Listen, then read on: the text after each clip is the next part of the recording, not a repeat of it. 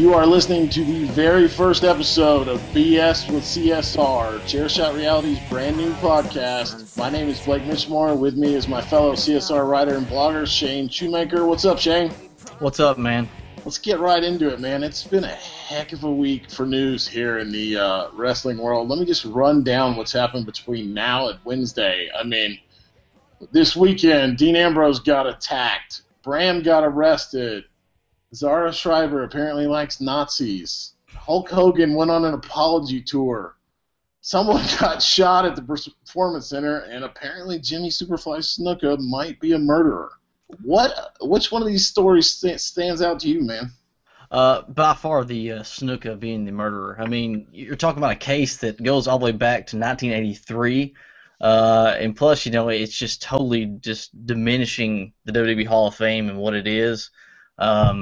I mean, of all the things to happen, I mean, I'm now a murderer. I mean, come on. I mean, yeah, you know, one thing I didn't think about yesterday when this broke was how does it look? How does it make Tamina feel? You know, Tamina's on the roster right now. She's on Monday Night Raw every week, and now she's got this hanging over her head. well, yeah, I mean, you kind of got to wonder too. I mean, how's it going to play into? Because you know, there's going to be some crazy fans saying something. You know, there's going to be some signs which will be taken away, of course. But you know, what is that going to? You know, some fans going to heckle her. You know, before or after the show somehow. But of course, I don't know if you read today. There's talk about, you know, possibly Vince McMahon could have something to do with this too. Not major, but talking about how you could have like paid him off or, you know, paid the guys off. I don't know if you read that or not. No, I missed that. Yeah. There's all kinds of talk because saying how he was there for Snuka, and when he came in, quote, Snuka said all McMahon had was a briefcase. So, Wow. yeah, that's the big lead coming out now. So that's it's going to get really interesting.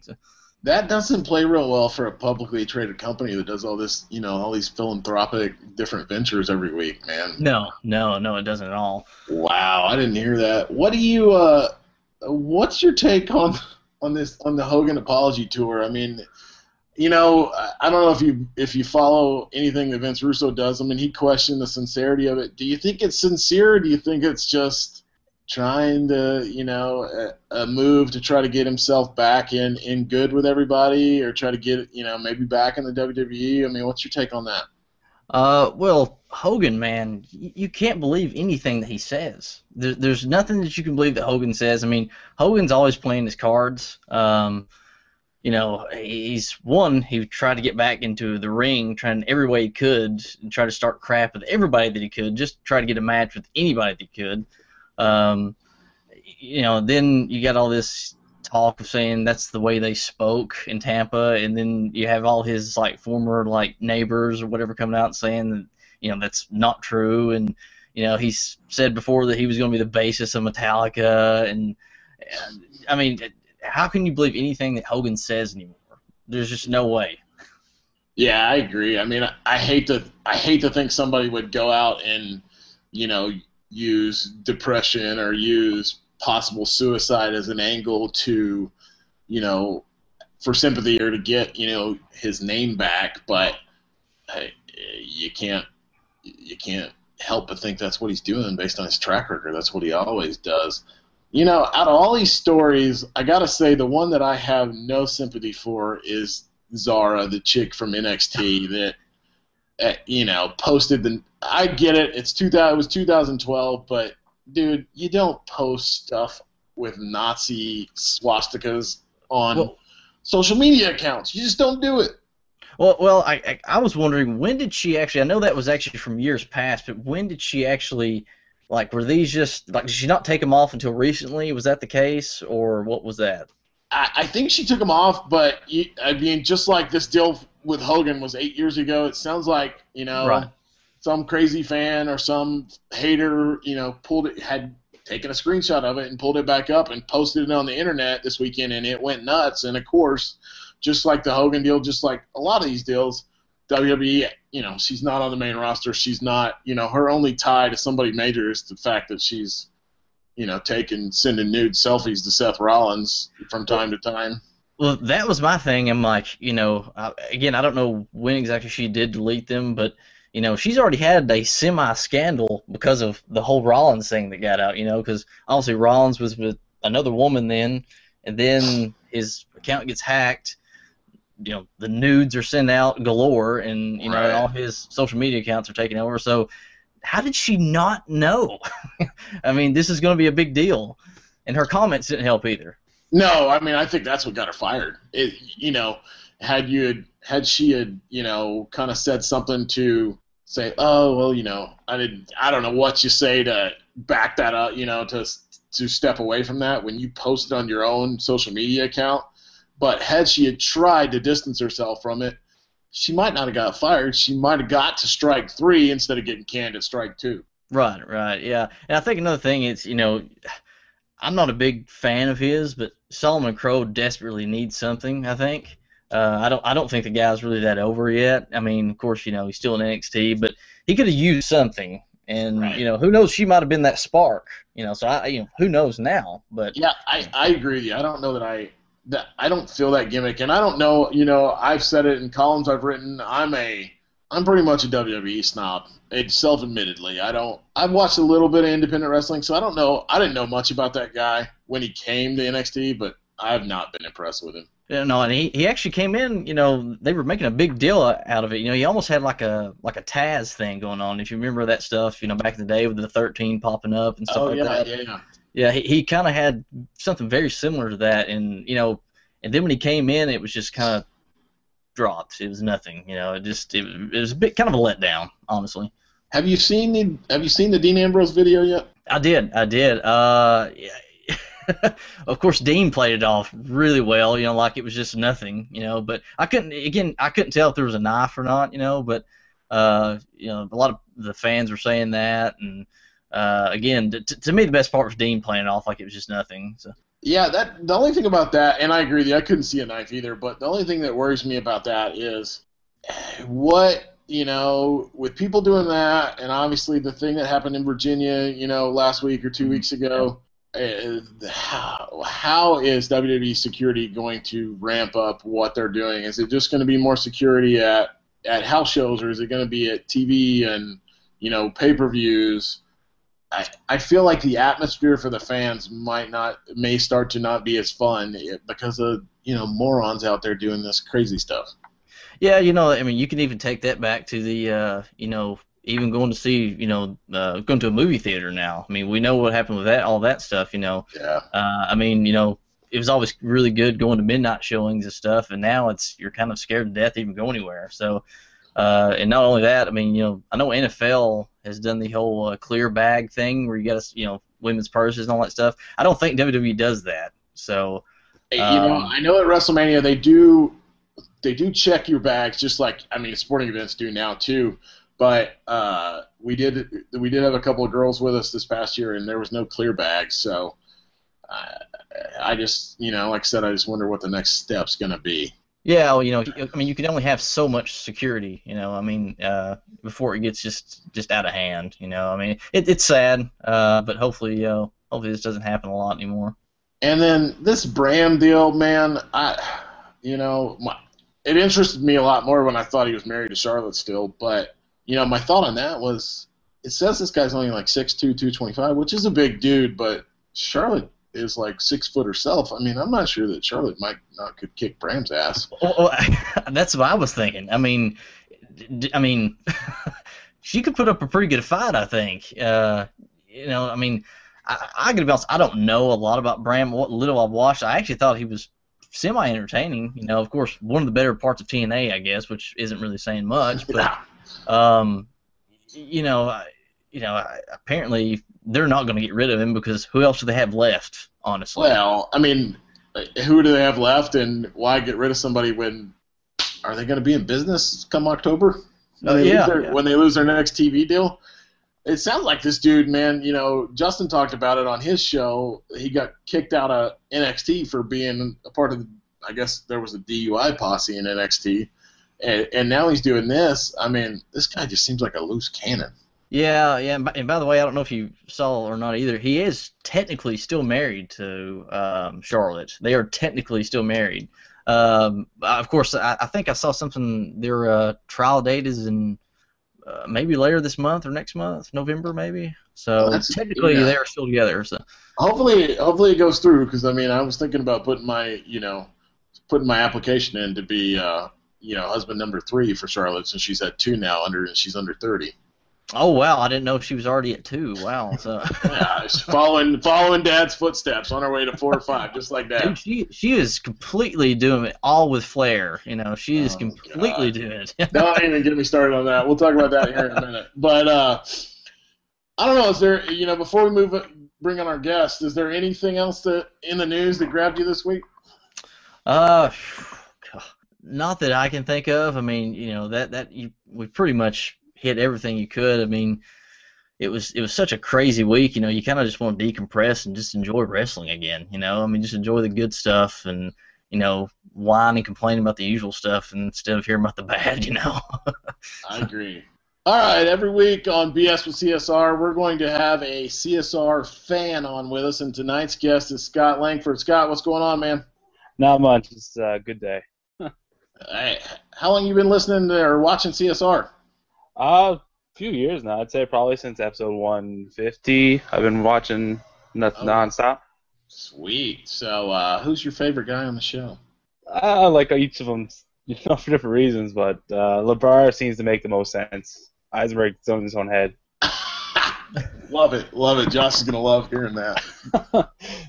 Gould's just loves Sting, so right? So isn't Gould's just a Sting lover? So yeah, I mean that's his claim to fame. Speaking of Sting, Scott, big news with on the show Monday. Sting is back and he's fighting for the title at Night of Champions. What do you think of that?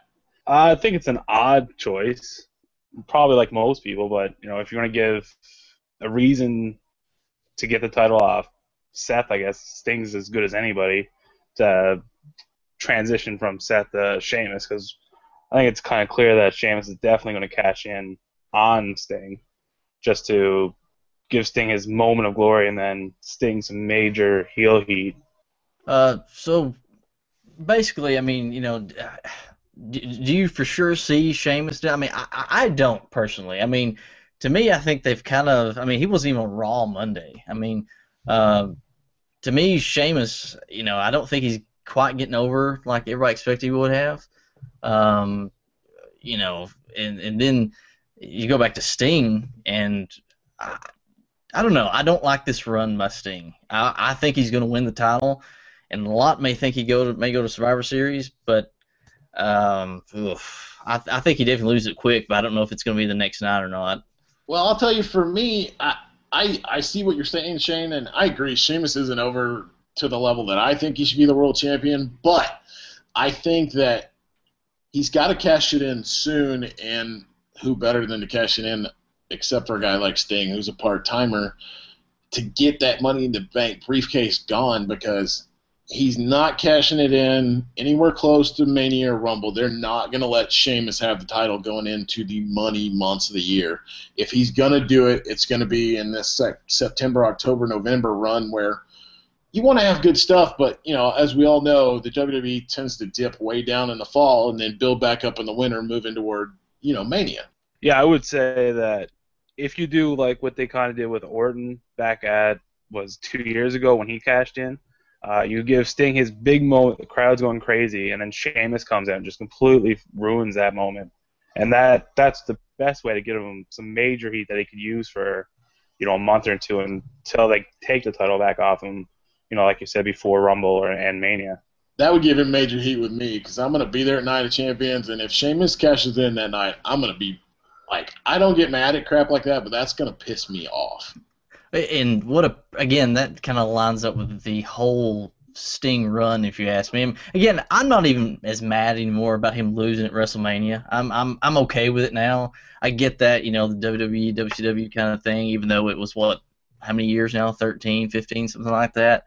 But yeah, I mean, I can see them definitely. That would give some major heel heat to Sheamus, and I definitely agree with you, Blake. I mean, the fall is the dead period of WWE and wrestling in general. I mean, that's why I've always wanted like an off season. I figured that'd be like, especially anywhere from like right after Survivor Series and then pick back up right at the Rumble. That'd be a perfect time. I think they need an off season, but that's another story. But All right, Scott. Well, another big angle going on. What's your thoughts on this whole, Rusev, Lana, Summer Rae, Dolph Ziggler, angle that basically where we almost saw Dolph Ziggler's, pain Monday night.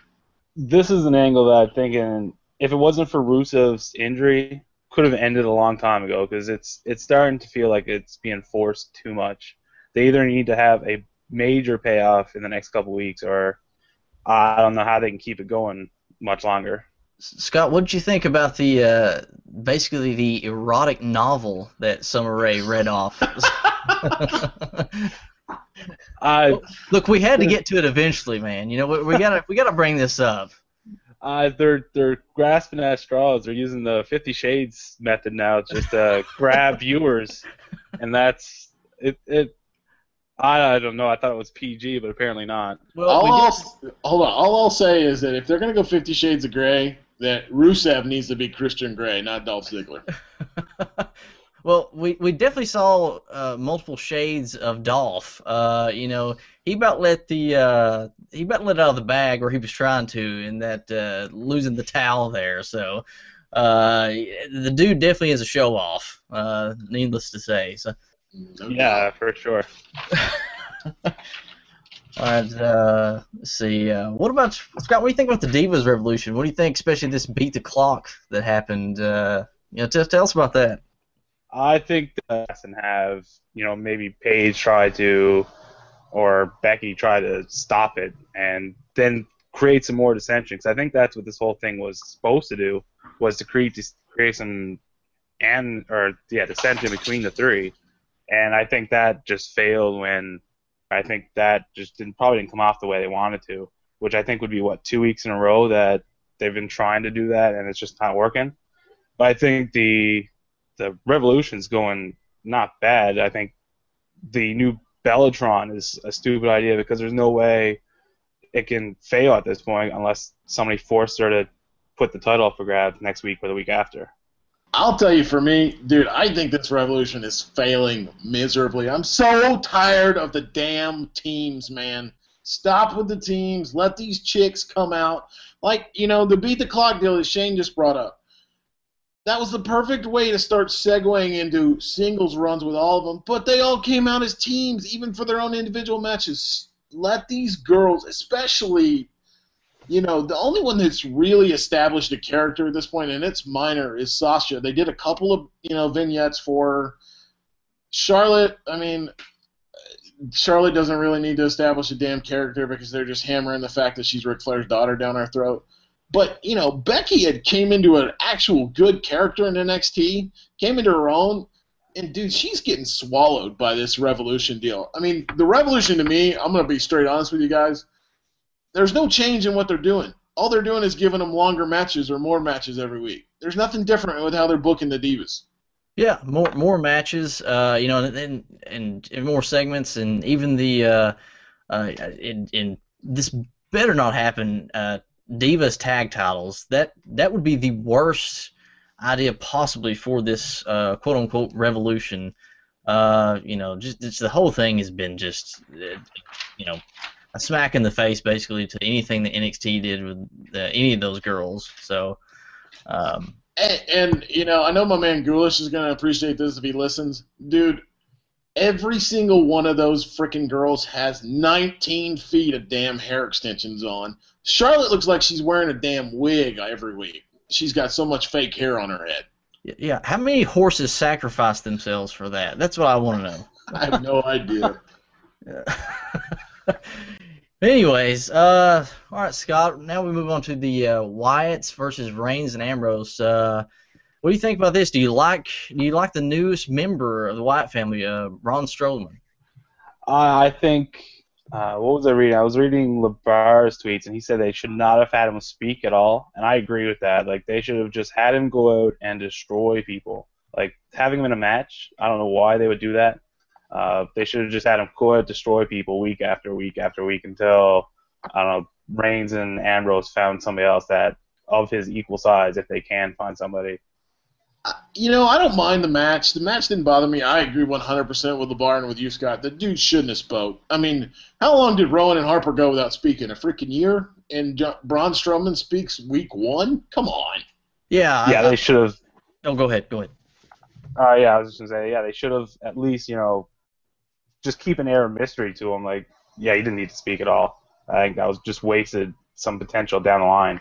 Yeah, I think, if you notice with WWE booking now, once they finally, it's like when they finally introduce something, they kind of rush it, big time. It's like you see it one week, and then what you're kind of hoping they build up towards, they do it the very next week or on SmackDown, which is hardly never ever saw anyways. But that's unfortunately the way that booking is going right now, and they waste a lot of opportunities with that. And I definitely agree that Strowman shouldn't have talked at all. And the match I didn't hate, but it could be worse, I guess. Speaking of going, go ahead. I like the match because I thought Dean Ambrose did a fantastic job of selling. Strowman's strength and just making him look like this guy that was just a freak of nature. I'll tell you the one thing that I'm scared to death about with this angle is somebody's going to help Reigns and Ambrose. Somebody's going to do it, and I'm not going to say will because I won't do this, but I might quit watching wrestling if Eric Rowan comes back and is like this quote-unquote third member of the Shield or helps Reigns and Ambrose because it's going to be horrible. Scott, do you think they add Rowan? I hope not. Isn't he out till like Christmas though with that ACL injury? So I don't think he'll be coming back for that. You hear rumors that he's supposed to come back soon. I mean, I hope not, because I think it's going to be horrible. Not that he would be a Shield member, he wouldn't be that. I'm not claiming that, but he just doesn't work with those two guys. No. I don't think, it wouldn't surprise me at all if he is future endeavored soon anyway. They may do something in NXT with him. I don't see him. I'm like you. I don't see him ever going with Ambrose and Reigns. Do you think there's a possibility they bring anybody up from NXT, possibly? I mean, they brought everybody else here lately, so. I had somebody on during Raw on Twitter say Samoa Joe, and that would be kind of cool. I mean, yeah. I think that'd be a good way to bring Joe up and kind of make him that ass kicker that he's been everywhere. But I don't know if they're ready to bring Joe up yet. I mean, Joe's a name, but if you bring Joe up with everybody else up, who the heck's Finn Balor going to fight? Well, that's a good call, too. And plus, they've brought so many people up lately. I mean, you've brought all the girls, and, you've brought, just everybody up. I mean, the roster is full, and they have no idea what to do with some of the ones they have right now anyway, so why bring anybody else up? I'll say this. Joe is featured on the NXT TakeOver poster for London in December, so if Joe was to come up, he's going to be working double duty for the next few months. Yeah. All right. Speaking of that, let's say, Scott, what do you think about the Dudleys? Do you like of course, we don't know a lot about them yet, their recent run, but what do you think about this new run they're going with? I think it's a good way to build some credibility with some of these teams that people are starting to get tired of. Aside from New Day, PTP didn't really get over. Lucha Dragons, aside from their Lucha chant, they're not getting over. And those Matadors, I don't know how they still have a job, but it's a good way to just train these new guys and get them in with one of the best tag teams ever. So I think that they're going to go with the triple threat at Night of Champions, and I think that's a good way for PTP and New Day just to learn how to get over more. I agree completely. I think the Dudleys can still go from an in-ring perspective, but where they can most contribute to the WWE, however long this run is, whether it's 6 months, 2 years, freaking 5 years, is by making tag team wrestling in the WWE better and relevant again. Because outside of 2 months here and there, it was good a few months ago when you had New Day coming on the scene, the Usos, and Kid and Cesaro, and now we're back into kind of a lull because Kid got hurt. Whatever one of the Usos got hurt, I don't know. I can't tell the difference between the two of them. And the Dudleys can, make tag team wrestling relevant in the WWE again. Yeah, which is odd because I think I heard in a podcast one time, I think Bret Hart was talking about He said Vince just doesn't like tag team wrestling anymore. So it makes me wonder who really got this deal done. Was it more on the Triple H side or was it more on the Vince side? Because I definitely agree the tag teams. I mean, because when tag team wrestling is good, I mean it's awesome. It's a big part of the show, and I'm not talking about 6-man tags that happen every Monday night on Raw. Too many.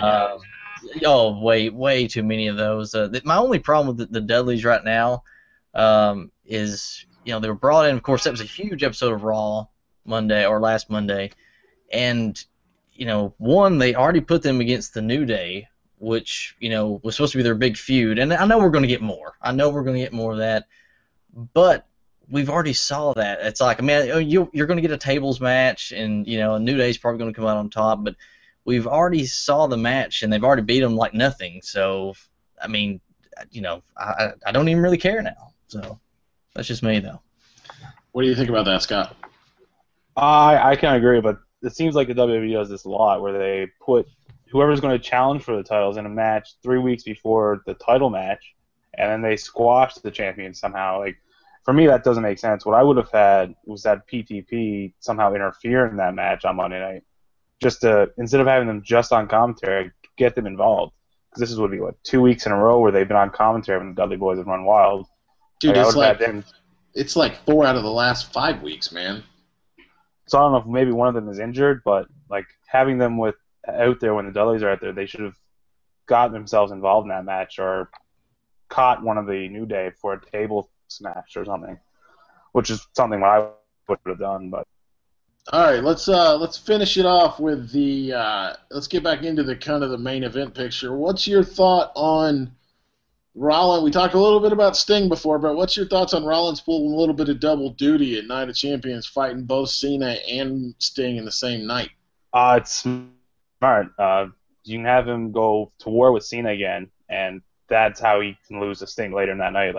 He and Cena had a great match at SummerSlam, and having them do that at the beginning of the night, Rollins is going to come out beat up with the championships. I think he retains against Cena, and then he's just going to be tired, and that's how you can play off him losing to a 55-year-old Sting.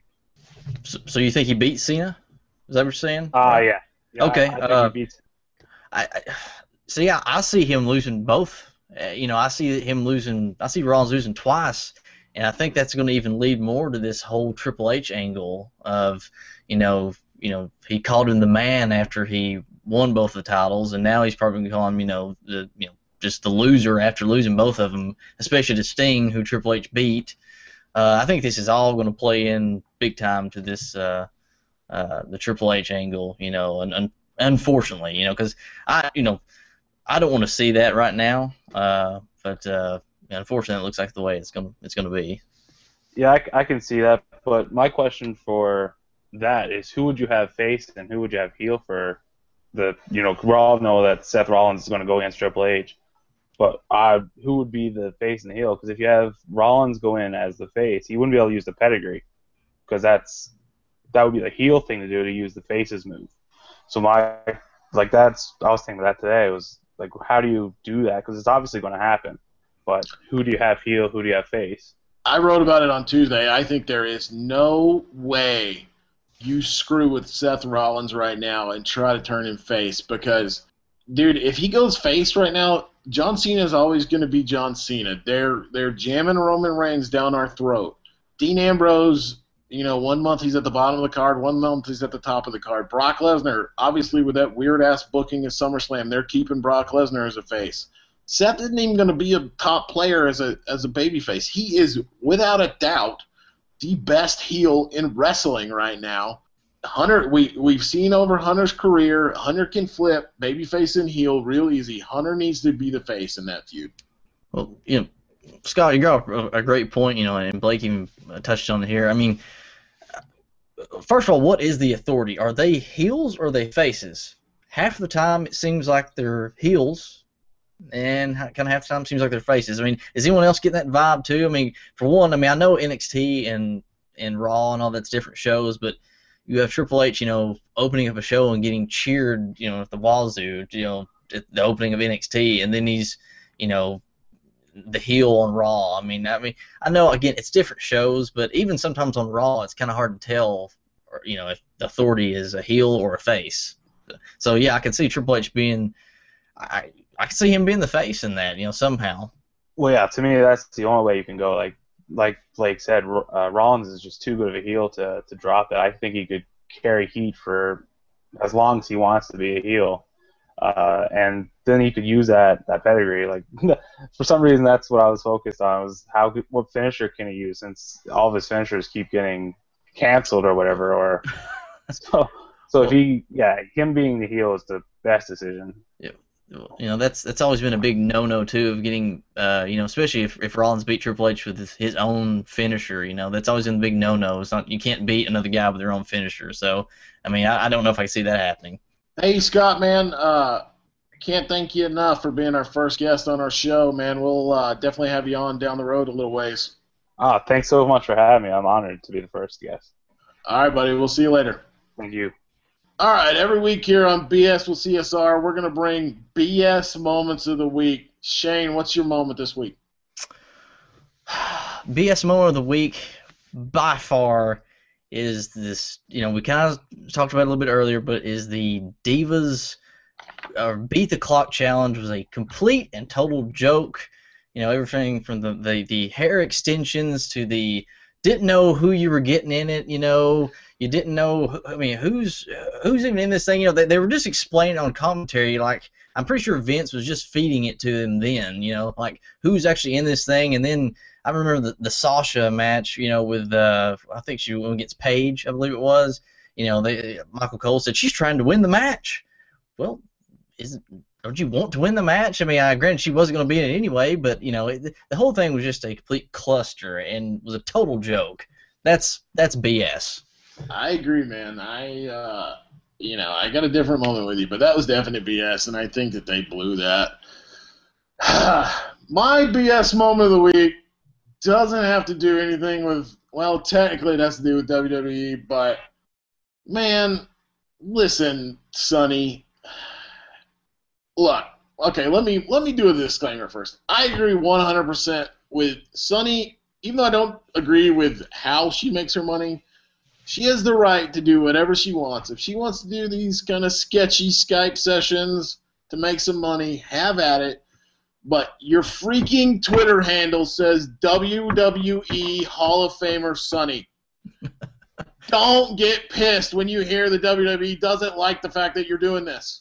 You're posting pictures on Twitter of, like, you showing your panties and crap and showing yourself in lingerie. The WWE's not going to like it.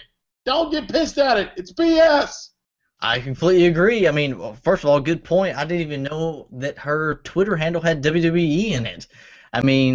Granted, that's probably another ploy at making a few, I don't know, $1.50. I don't know. So, but yes, absolutely BS. In principle, she's right. They can't tell her how to. If they're not paying her, they can't tell her how to make money. But when you are claiming in, like, her wallpaper or whatever is like a picture of her at the Hall of Fame, she's using the fact that she's a WWE Hall of Famer to profit, and make money. You can't get mad when you hear that they don't like the fact that you're. I don't even want to say what's on my, because it'll be rude. But when you're, we all know what she's doing on Twitter. Oh yeah, we absolutely do. We all know what she's doing on Skype. Yeah. And she's making it more and more obvious every single day. You can't get mad about it. Sorry. No, I guess the only good thing to say is thank God Virgil hasn't stooped this low yet. So. Oh, man. If Virgil starts doing Skype sessions, that could be good. Hey, maybe he could be a guest. I've got 50 cents I could give him. So. I bet you we could book Virgil. I bet we could book Virgil. And you got 50 cents too, right? And he's been on CSR, so he might be a fan now. Justin did a segment with him. Who knows? All right, man. Well, I think that's it for our first show. What are you writing about? What are you writing about today? Let's see. Today is going to be about Kevin Owens and Cesaro and how pretty much they're just there wrestling. Nothing more, no story, no interest, nothing. No one cares. two great talents being wasted right now. So. All right, well, if you're listening to this and you hadn't checked out Shane's column yet, make sure you check that out today on CSRWrestling.com. Follow Shane at Shane Shoemaker 24. Follow me at Blake Mitchamore, and we'll catch you next week. Thanks for hanging out with us. Prom queen, so young and so insecure.